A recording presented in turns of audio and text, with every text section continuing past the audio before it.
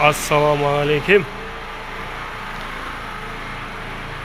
Құрметті достар, бауырлар. Мына үлкен бұқаларымыз. Қазір жағдайлары осы.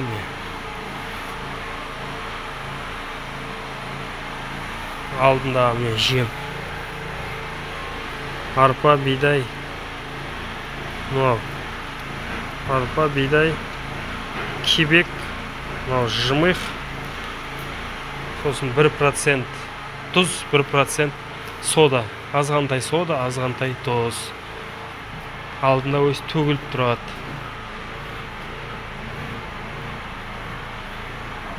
Қазіргі бұқалар осы міне жағдайда.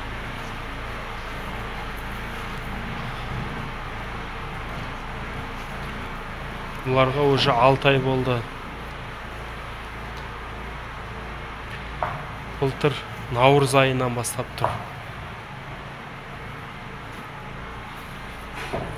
Наурыз 2 ай осылай тұрды, азғантайдан жем жеп. 2 айдан кейін далаға шықты, көкте жүрді, көк жеп жүрді 2 ай. Далада жайылып жүрді, келгесін қайтарма жем бердік. Солсын осы 1 августтың 1 айынан бастап қайтадан осы жерге әкеп кіргізіп қойдық.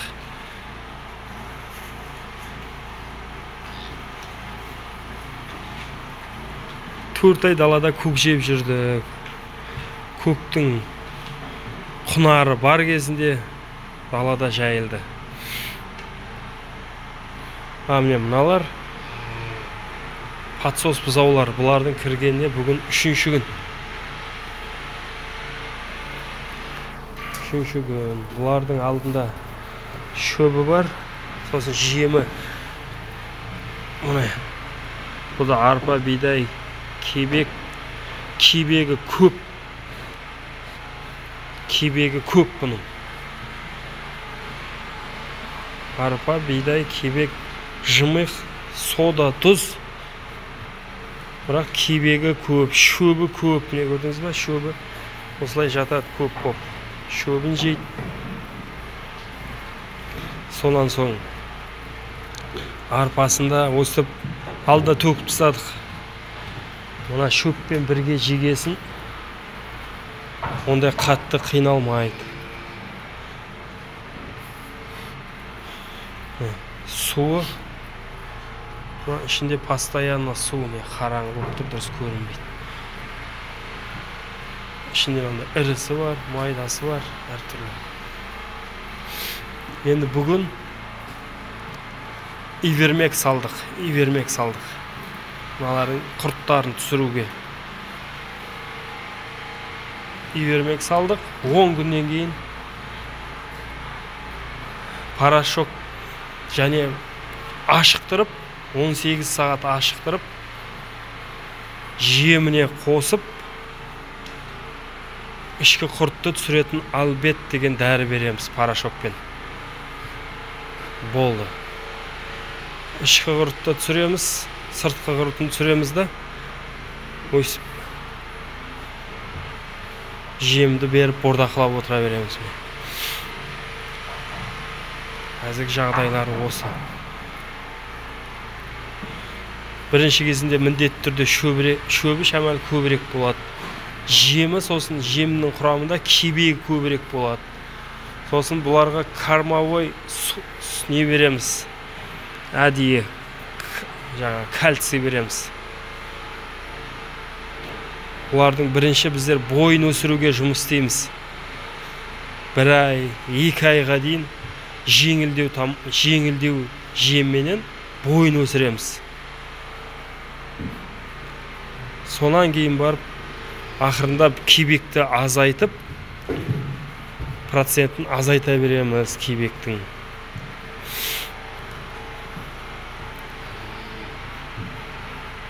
Кебектің процентін азайтып, арпа, бидайды көбейтеміз. Сосын бұлар уже салмаққа жұмыс істеп бастаймыз 2 айдан кейін. Уже сосын 3 және 1-2 ай солай бордақылаймыз. Сосын ар жағында уже мысалы мыналарға қазір көрдіңіз ба, не жымиқы ішінде көп, жымиқы көп. Белковый белок береміз ғой, қысқасын айтқанда. Жемінді құрамында белок, энергиялық тамақ көп болады. Кебек, жымиқ, соя, шрот көбірек болады уже. Белоктар көп болады сол кезде. Мына ет өзі белоктан тұрады.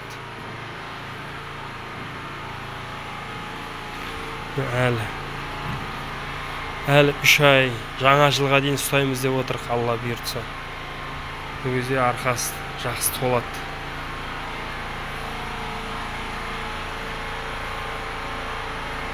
Уже ақырындап толтырып келе жатыр.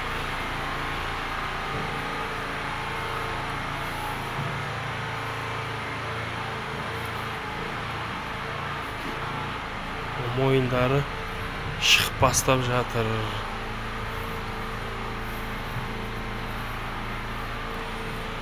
$300 килограммға жетеді деп ойлап отырмыз енді. Алла сәтін салса.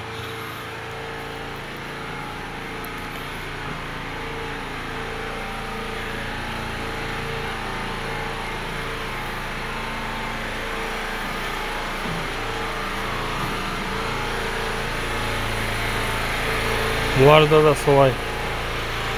Су постоянно. Жемі уже бұлардың азырақ. Не болып? Шөбі аз бұлардың. Бұлардың уже шөбі аз. Жемі көп. Мінекей. Мынау күнжара. Жымиқ. Леонның, зығырдың сығылған қалдығы. Желкелер шығып бастап жатыр.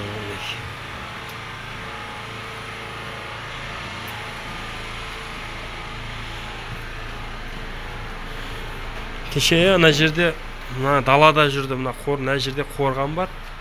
Соған кіріп шығып жүрді. Ана жерде есік бар, есіктен кіреді. Жем жегісі келсек келіп жемін жейді. Солай жүрді. Осы мыналарды алып келгелі 3 күн болды. Текке осының ішінде ғана мен мынаны былай байлап қойдық. Осы жерде тұр, жақсылап. Енді осы жерден шықпайды. Азырақ қозғалады, азырақ энергия кетеді. Осы жаңа жылға дейін осы жерде жүреді.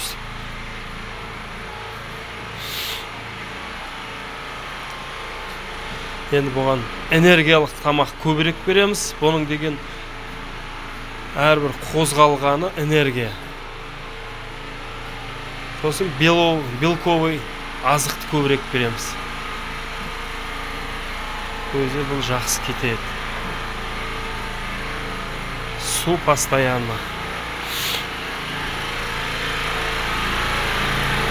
Мынандай жемді дайындап қоямыз не. Жемі постоянно осылай бір ұнтағанда ұнтап тастаймыз. Мына жерде тауығыл. Осы жерден шетіне алып кетіп тұрамыз. Мына жерде арпа 25-30 тоннадай. Осы ана жерлерде бидай қапшықтарда. Мыналарда кебек, мыналар жымиқ, бидай, шөп, бәрі осылай, барлығы ішінде. Барлығы ішінде өшеден алып беріп, әстәсте алып беріп отыра береміз.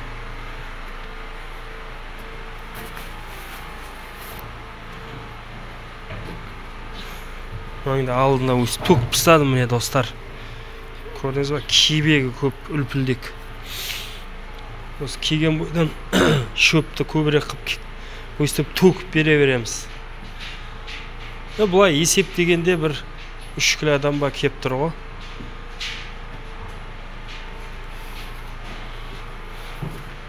Бір-екі күн іштері ауырса ауырады. Әлі іштері өтіп іштеңе қыватқан жоқ, көрдіңіз ба?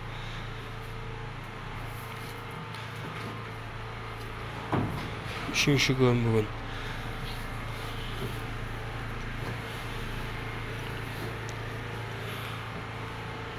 Алла қаласа наурыз айына дейін қоямыз өйстіп. Қазір мен мыналар, мына жер ашық тұр, міне. Мына жер ашық тұр. Далаға барады, қайтып кіреді, далаға барады, өйстіп жүреді. Не есік көрініп тұрса. Мінекей осы жерден ар жағы қорған. Сонымен кіріп шығып жүреді осылай достар.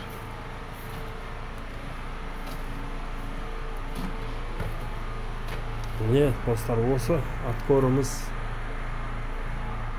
өйстіп бісміллә деп басталды. Байламаймыз, кіріп шығып жүре береді осылай. Боғын тазалауға шамалы жеңіл болады. Мына жер мынандай қойдық, шөпке кірмейді. Қош достар, сау болыңыздар, аман болыңыздар. Енді осыларды соям дегенше түсіріп, қандай жем жеп жатыр, бәрін айтып, әрекет етіп отырам, бәрін ақпарат беріп отырам. Қош, сау, аман болыңыздар.